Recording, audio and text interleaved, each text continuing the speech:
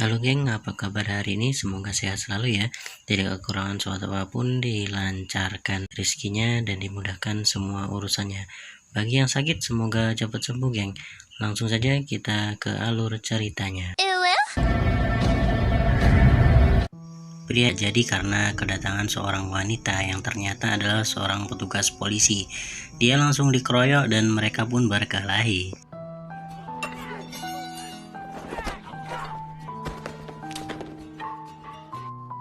Pria ini ketakutan karena Bu Polwan dengan mudah mengalahkan anak buahnya, tetapi ia tidak mau ditangkap dan melarikan diri dan kejar-kejaran sampai di atap gedung. Karena kesal, preman ini mengeluarkan pisau dan mau menusuk Bu Polwan, tapi Bu Polwan mengeluarkan tembakan peringatan dan membuang semua amunisinya dan memasukkan satu peluru saja. Preman tadi ketakutan dan akhirnya menyerah kepada Bu Polwan. Sementara kejadian itu disaksikan oleh kakak beradik. Sang kakak jatuh cinta sementara si adik jadi kagum. Bu Miyong ini dapat penghargaan dari kantor polisi geng, tetapi ketika mau berfoto tiba-tiba mas-mas tadi datang dan melamarnya. Aneh banget sih mas-mas jicul ini. Ketika berangkat ke kantor polisi, Bu Miyong ini ditakuti oleh semua anggota di sana geng. Tetapi dia ini juga baik hati dan membantu petugas yang kesusahan. Sekarang ia bertugas di laporan pengaduan. Jangmi bergosip kalau Sohee ini sedang cari muka karena akan ada pemecatan anggota. Tetapi Miyong menasihati untuk melakukan pekerjaannya saja dengan baik. Tapi di depan kantor, Miyong ini merengek kepada Bu Kepala untuk tidak dipecat karena dia satu-satunya tulang punggung keluarga, sementara suaminya tidak bekerja, geng. Di komplek perkantoran, polisi cantik Jo Ji-hee ini sedang menyamar untuk menangkap psikopat yang sering mengotori stalking dari wanita yang lewat bersama dengan timnya. Psikopat ini muncul dan mengotori stalking dari Ji-hee, tapi Ji-hee malah salah sasaran kepada orang yang tidak sengaja menumpahkan tintanya ke baju Ji-hee. Ji-hee yang marah langsung menghajar pria tadi, tetapi dia malah dimarahi oleh ketua tim karena salah sasaran lagi dan menyuruh pria tadi menuntut Ji-hee. Bu Miyong yang datang langsung diperlihatkan video ketika suaminya dihajar oleh Ji-hee dan ternyata korbannya tadi ini adalah kakak dari Ji-hee sendiri, yang kakak kandungnya dan suami Bu Miyong. Aneh nih keluarga. Saat makan malam, mereka berdua ini masih bertengkar geng, sehingga membuat Jicul ini tidak enak hati dan meninggalkan mereka berdua. Keesokan harinya, Ji-hee ini dipindahkan ke divisi pelayanan publik bersama Miyong, tetapi Miyong malah asik ngobrol sendiri dengan Jangmi yang membuat Ji-hee ini kesal. Ketika menerima pengaduan, Ji-hee ini terlihat cuek sehingga dia dimarahi oleh Bu Miyong yang menyuruhnya untuk tersenyum dan ramah ketika menangani pengaduan. Tetapi tiba-tiba datanglah seorang wanita yang terlihat kebingungan dan ingin mengadu. Bu Miyong menyapanya dengan ramah, tetapi wanita ini ketakutan dan menyerahkan HP-nya lalu kabur keluar dari kantor polisi. Bu Miyong mengejarnya untuk mengembalikan HP wanita tadi, tetapi wanita tadi malah ditabrak oleh mobil dan dia segera dilarikan ke rumah sakit. Penasaran dengan isi HP-nya, mereka bertiga ini sepakat untuk melihat isinya, tetapi ketahuan oleh Bu Kepala dan Bu Kepala memarahi Ji-hee karena masih membuat masalah.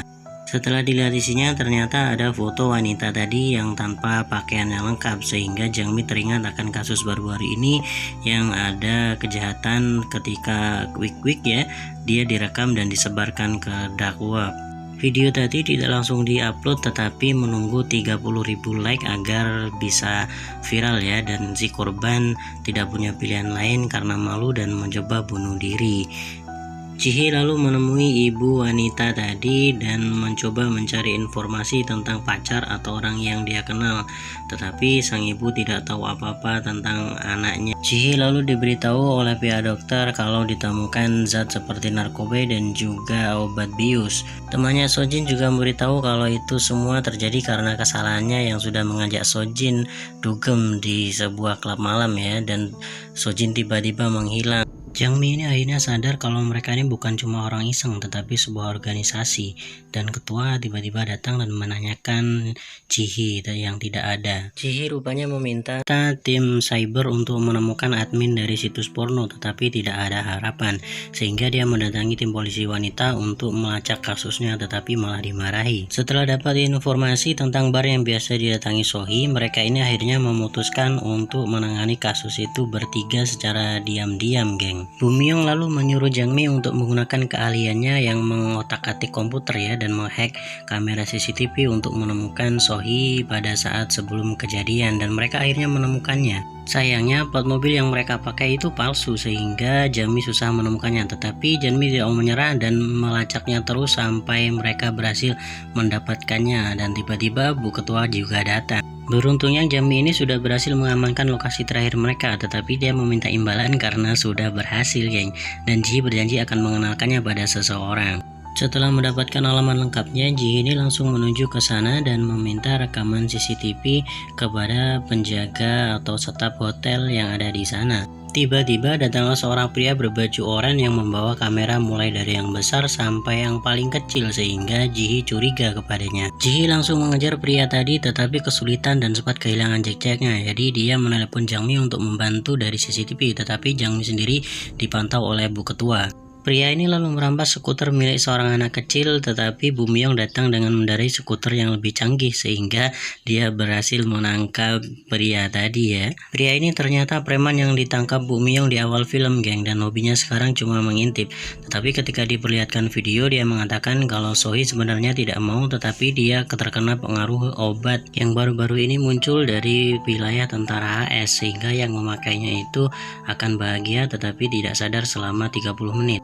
Bumiyong lalu menyuruh preman tadi untuk mencari tahu lokasinya, tetapi dia tidak tahu ya, jadi dia ini ditinggalkan sendiri.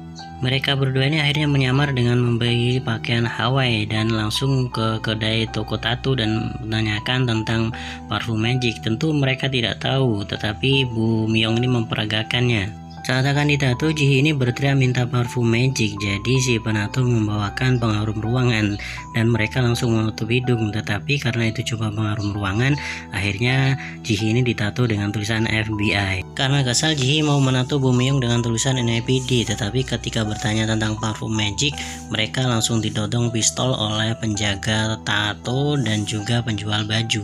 Jihi dengan cepat menyiram stop kontak dengan air sehingga mati lampu, sedangkan Bumiyong menghajar mereka ketika keadaan menjadi gelap. Bumiyong dan Jihi ini malah ditangkap oleh polisi setempat, tetapi dia dibebaskan dan polisi tadi dimarahi oleh divisi kejahatan ya. Sedangkan Jangmi menjaga anak Bumiyong sambil mencari lokasi di mana para pengupload video porno itu berada. Mereka berdua ini diturunkan di pinggir jalan sehingga harus pergi sendiri ke bar, dan Jihi berhasil masuk sementara Bumiyong tidak diperbolehkan untuk masuk. Di luar, Bumiyong ini menghirup balon dari anak-anak SMA sehingga suaranya berubah menjadi aneh. Karena menyebalkan, salah satu siswa prianya dipiting oleh Bumi dan disuruh pulang. Di dalam bar, para pria-pria brengsek ini mulai melancarkan aksinya kembali, dan ketika sadar kalau Jihi ini seorang polisi, dia langsung disemprot dengan parfum magic dan dibawa keluar. Saat mau menolong, Bumiyong ini dijegat oleh preman yang disewa oleh siswa SMA tadi, geng. Beruntungnya kakak Jihi ini melihat kejadian itu dan langsung mengejarnya bersama dengan Bumiyong yang sudah menghajar para preman-preman tadi. Pak Sutri ini mengejar menggunakan motor untuk menyusul Jihi, sedangkan Jihi sendiri sedang tidak sadar karena pengaruh parfum magic. Pemimpinnya menyuruh untuk membunuh Jihi setelah merekam video, tetapi dia tidak mau, jadi diancam dengan pisau. Saat mau dieksekusi, beruntungnya kakaknya Jihi ini datang dan mau memukul mereka, tetapi malah terpleset dan pingsan. Beruntungnya Bumiyong datang dan bertarung dengan mereka semua, tetapi kalah karena bajingan ini terlalu kuat, geng. Para penjahat ini akhirnya kabur karena sudah ketahuan, sedangkan para polisi diikat dan dibakar untuk menghilangkan jejak. Tetapi beruntungnya mereka berhasil melarikan diri dan selamat. Saat kembali ke kantor, Bumiyong ini malah dipecat, sementara Jihi sangat marah dan melempar borgolnya ke TV sampai hancur. Ji mengeluhkan kenapa penjahat yang memperkosa para gadis dibiarkan lolos sementara polisi malah asik membicarakan prestasi ya. Jadi dia langsung mengambil salah satu pistol dari temannya dan akan menembak komplotan penjahat tadi, tetapi Pak Ketua divisi bangun dan menyuruh Ji untuk kembali. Bu Ketua juga menugaskan kembali Bu Miyong untuk menangkap para penjahat yang sudah merekam video dan juga menguploadnya, geng. Akhirnya divisi mereka berkumpul untuk segera melaksanakan misi menangkap para penjahat tadi. Karena kerjasama dari semua tim, akhirnya mereka ini berhasil melacak lokasi dari para penjahat dan juga meringkusnya satu persatu, geng.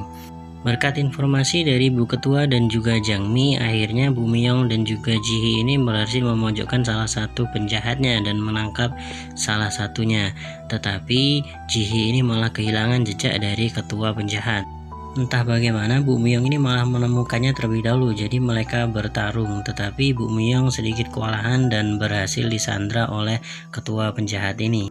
Ji langsung melepaskan tembakan peringatan dan membuang semua amunisinya dan memasukkan satu saja, tetapi bukannya menembak, dia malah melemparkannya. Tetapi Jicul menghalangi pistol dan Ji langsung menendang pisaunya sehingga Bu Miyong bisa mensuplek penjahatnya sampai terkapar. Bu Miyong lalu menyerahkan borgolnya kepada Ji untuk menangkap penjahatnya dan cerita pun berakhir. Jadi kesimpulannya, geng, ya, bisa kita ambil pelajaran kalau kita main atau kita pergi jangan sendirian ya, harus ada teman atau kawan yang menemani, paling tidak mahramnya lah kalau untuk cewek ya. Jadi kesempatan kejahatan itu ada tetapi tidak sebesar kalau kita sendirian ya. Jadi tetap berhati-hati, tetap selamat, tetap berusaha sebaik mungkin agar tidak terjerat dalam kejahatan ya. Terima kasih sudah menonton, matur suwun.